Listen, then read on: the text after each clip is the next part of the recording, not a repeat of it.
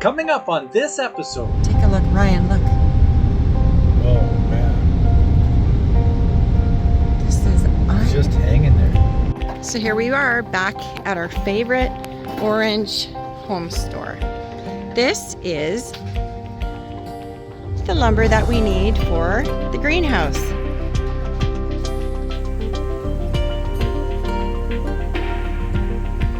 When late summer arrives, the lake gives us several extra acres of land to play on. How great is that?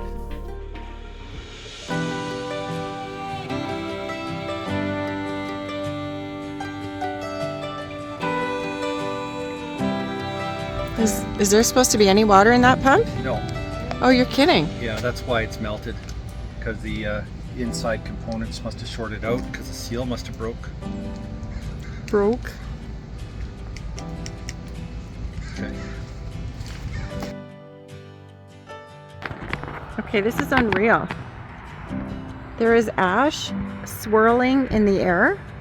Like, I don't know if you can see it.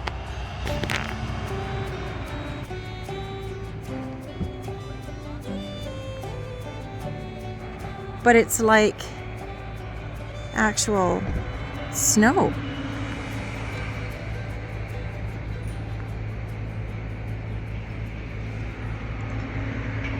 And this is when it's really bad to breathe it in.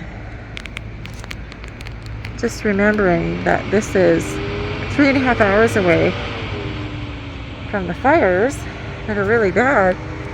So it just kind of makes you wonder what else is going on close. I actually have ash in my hair right now.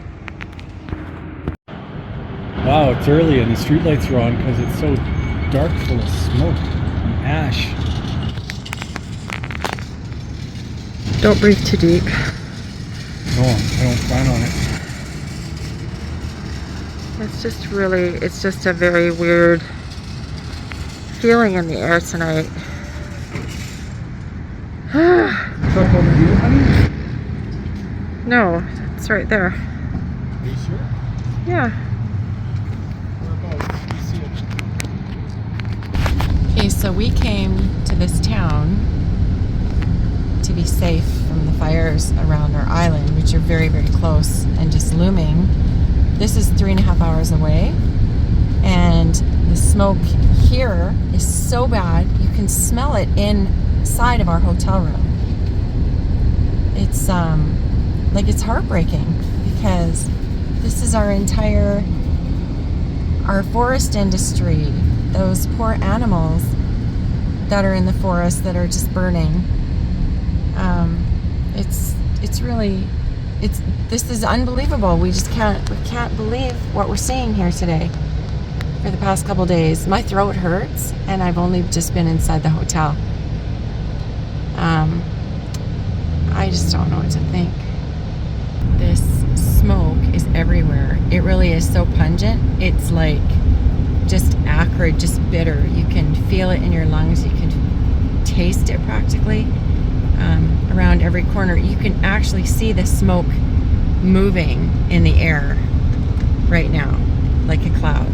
It's just unbelievable. When you come down into this valley here, just take a look at this. Take a look, Ryan, look. Oh man. This is It's just hanging there. Yeah, it's oh, I can't believe this. You just can hardly see anything. There's a helicopter overhead.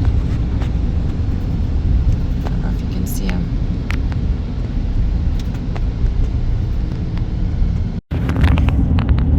Okay, this here, it almost feels like we're driving into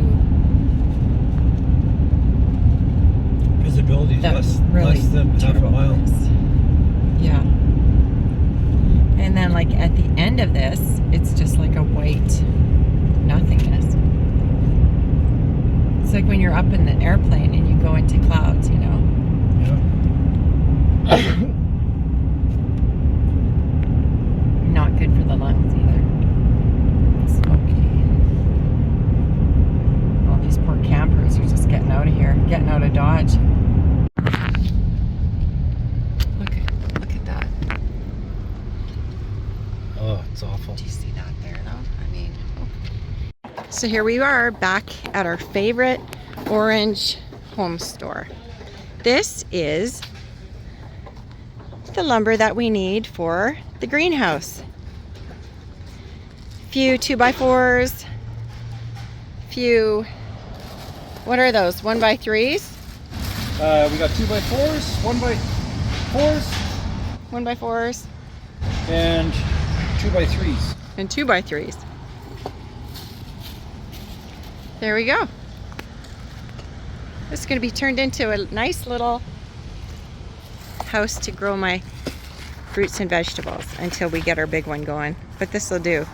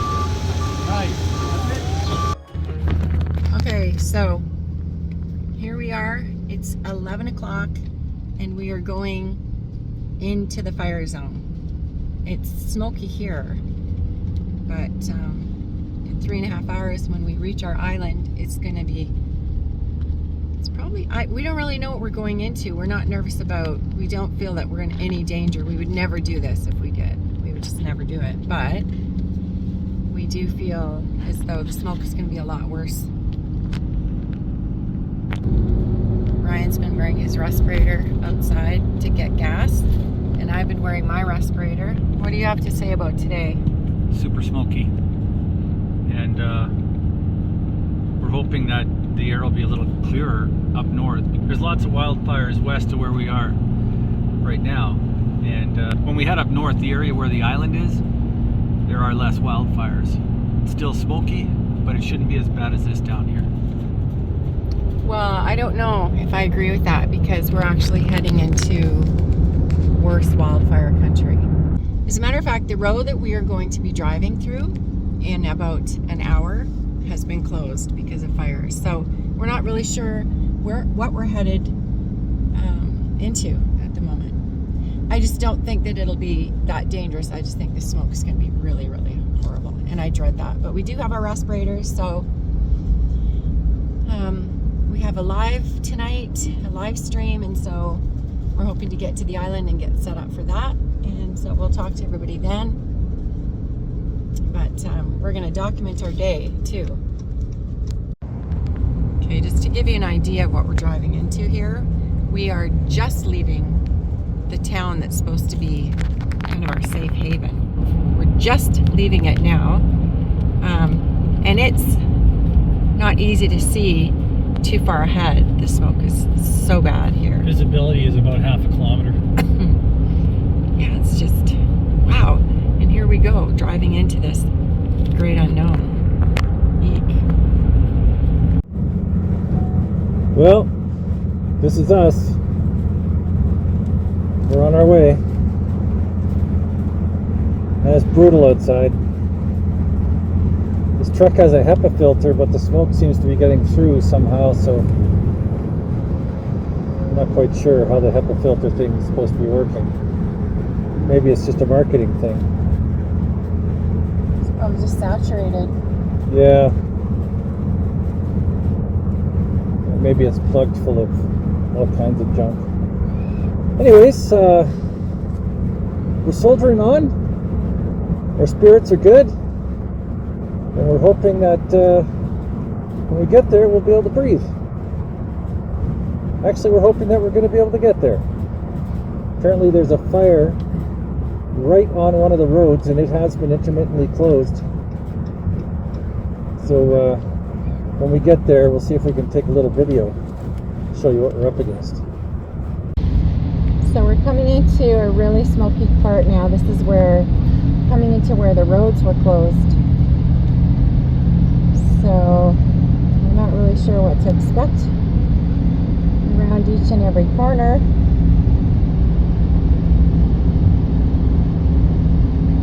It's pretty ugly though. Well, it was clear. Now it appears we're coming up into some more smoke. Yikes. My wife cracks me up. She clearly is not a fan of flying insects, and she's willing to go to almost any length to avoid them.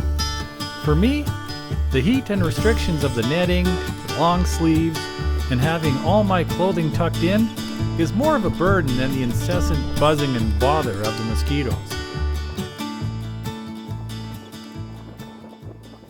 Guess what we just found? What appears to be our chair.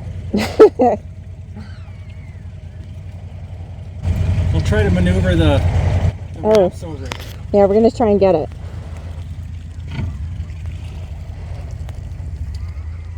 Oh, wow.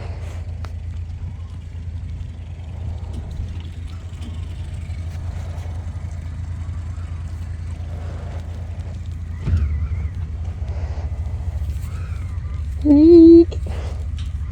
Okay. I'm walking. Should I be standing on this? I'm a bit nervous to step on this. I've seen this come right down before.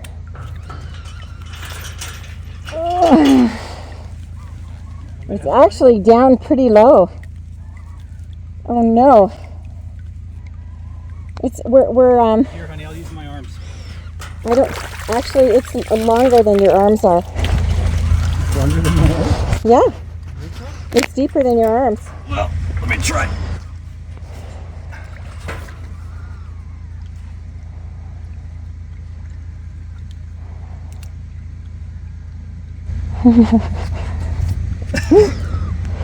Ryan caught something.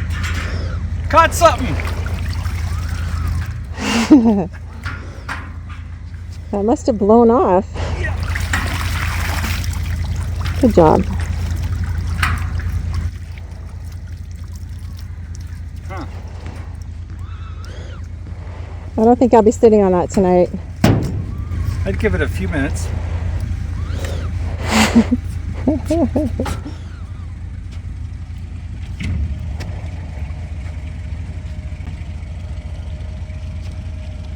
Well, at least we got it. Smoky, smoky.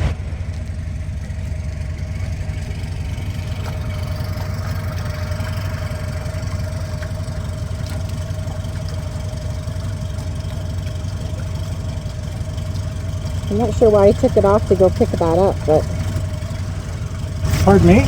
I'm not sure why you took it off to go pick it up. I had it off earlier. I had it off because I was going to film and I wanted people to hear. There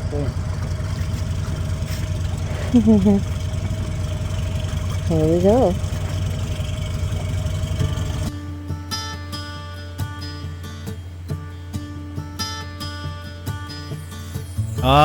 Beautiful British Columbia, where you see the air you breathe. Well, it's not always like this. In fact, this is the first time in all my years here that I've had to wear a respirator. I suppose we've been spoiled.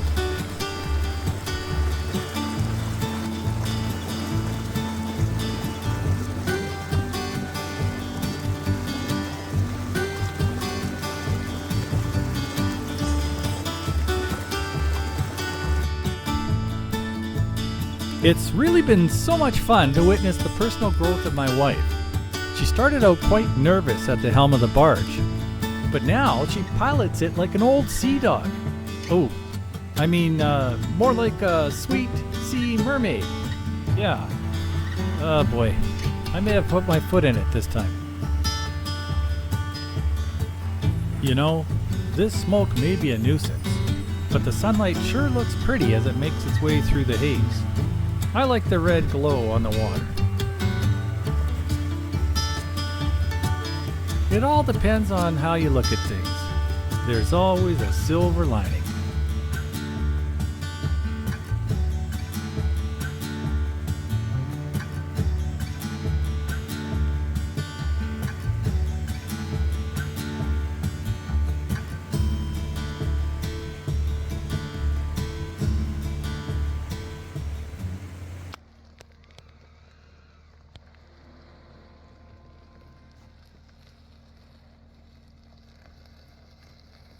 Here we are loading up lumber for our temporary greenhouse. Those boxes you see up on top there? Those are another pair of Adirondacks. We loved the first two so much that we picked up two more, so our visitors could also have a comfortable place to sit with us around the fire.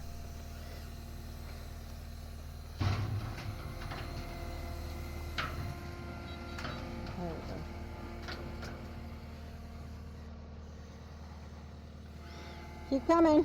This is the part where I demonstrate how to crawl up onto a barge with a track loader before making sure that the barge is securely tied to the shore.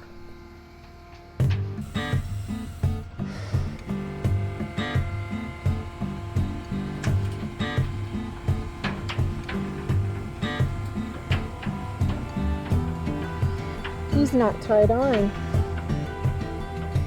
Oh, yikes. He's not tied on.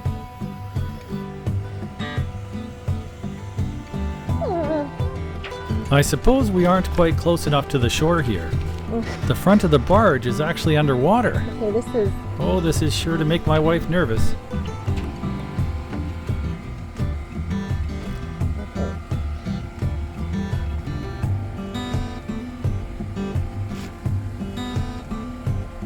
Yikes. Have you moved out of the way?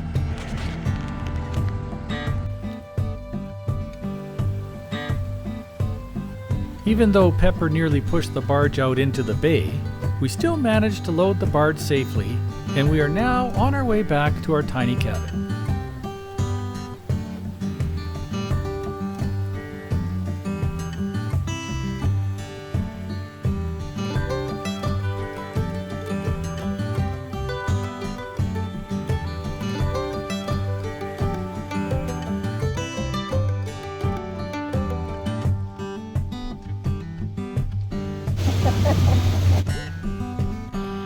Although it takes quite a bit of effort to bring supplies out to our island, you must admit, this is a great lifestyle.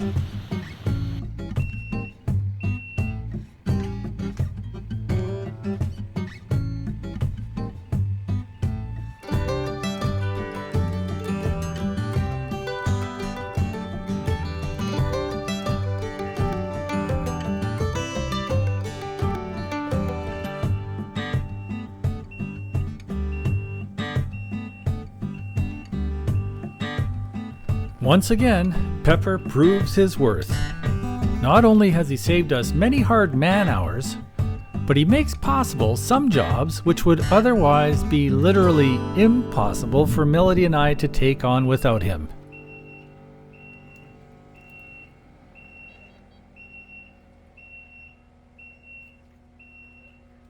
There he goes. Okay, here we go. Up, up, and away. Melody and I thought we'd take you on a little bird's eye view tour of the island. We're going to start at an elevation of about half a kilometer up. From here you can see the whole island, tip to tail. And on the right hand side there, you can make out where our homestead is.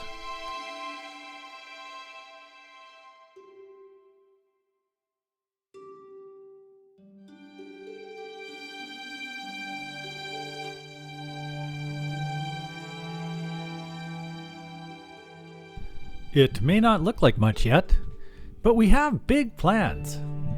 And it's going to take some time to develop because we are committed to doing everything ourselves.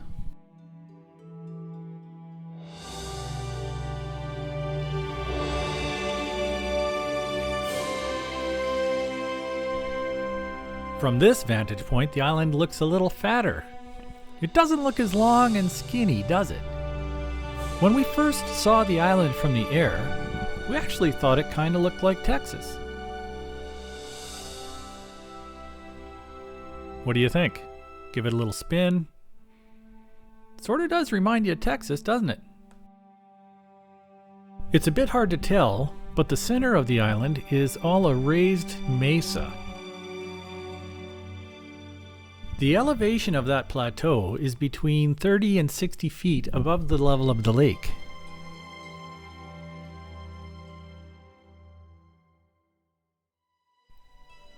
Okay, what we're doing now is we're hovering right over top of the homestead. That red roof is our tiny cabin. You can see our little boat there.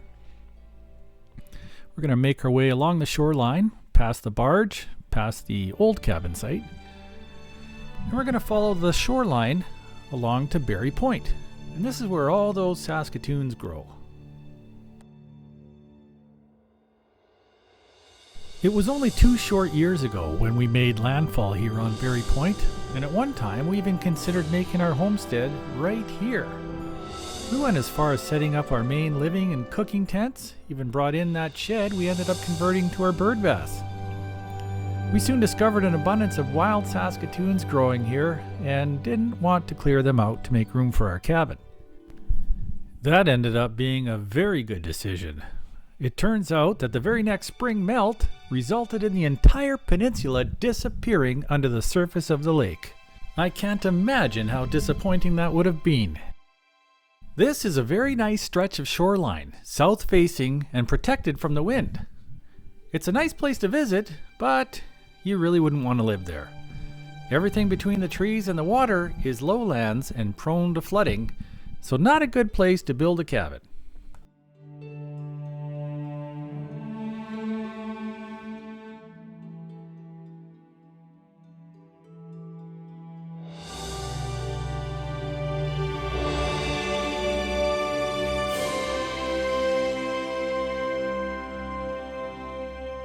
Our plans are to clear this land west of the cabin. We want to make a storage structure of some kind that will double as a raised platform for our solar panels.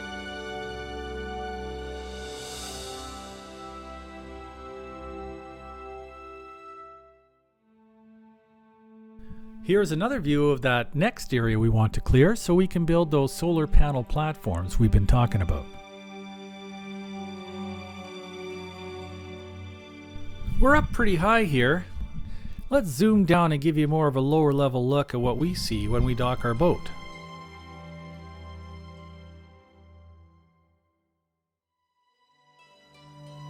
Step off our boat, we've got this little landing area where we unload our supplies. And then it's just a short walk up this little ramp. And our cabin is just around the corner right about here.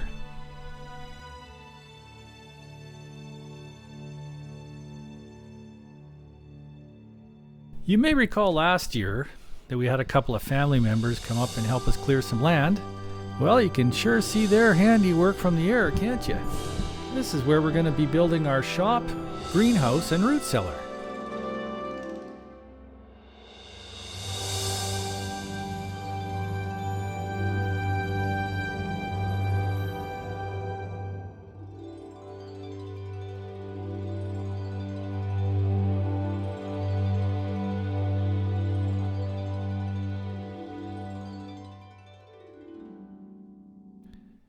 It may not look that big from the air, but once you get down at eye level, you can certainly get a better sense for how big the space actually is. Even so, I've learned that what you want to do when you're planning in terms of clearing land is take the space you think you need and then double it. You can never have too much space when you're planning a homestead. I must admit, it looks a bit like a war zone here. It's all cluttered with logs and tree debris strewn everywhere. I guess I should have taken my own advice and cleared twice as much room as I thought I would need. This is part of the very first road we cut on the island. When the water's high, the shore is not accessible. This road travels through the forest and connects the tiny cabin to the main cabin site.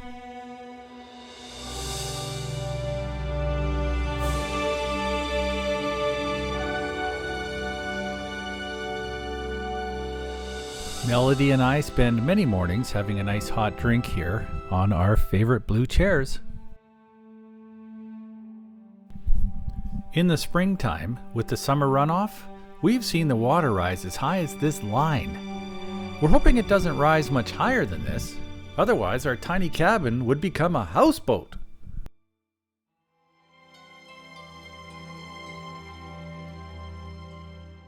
In the late summer, the water recedes far enough here to reveal a road that's wide enough for our truck. This sure is the epitome of remote wilderness living, all right.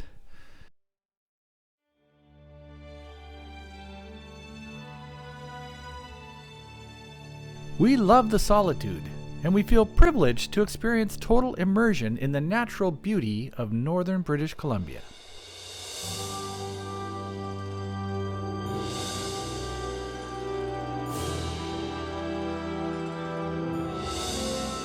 This is the spot we plan on building our main living cabin one day. We can't wait to experience the majestic 270-degree views of the lake.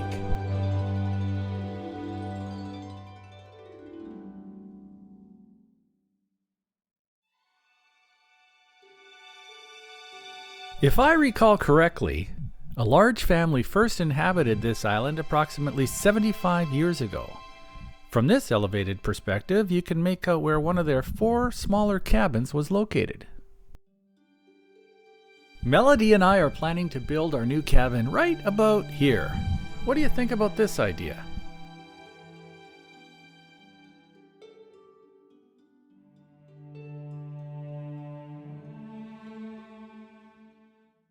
When late summer arrives, the lake gives us several extra acres of land to play on. How great is that? And Opal just loves running on the beach.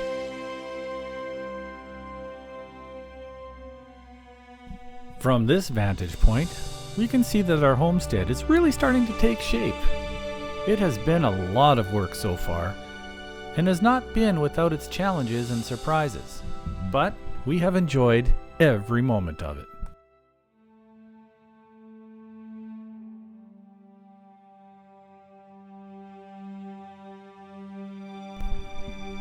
This has been a tough year for forest fires. There's actually a large forest fire here just beyond this mountain, and an even larger fire more to the southwest over here. There is even a third fire to the north that could potentially follow the mainland down to the area right across from our island. Crews have been mobilized there and are digging in for a fight.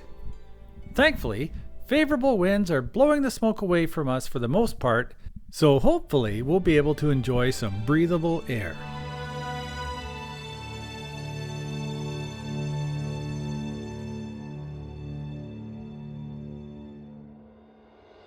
Here you can see the headwaters of the outflow river, which takes the lake waters north, where it eventually meets the Arctic Ocean. Over here, the lake continues on for another 30 kilometers.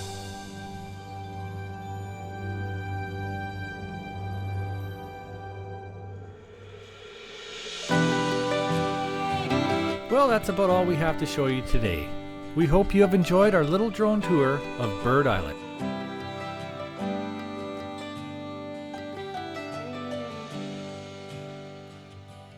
Thank you for watching. If you enjoyed this episode, please support us by clicking the thumbs up icon on YouTube.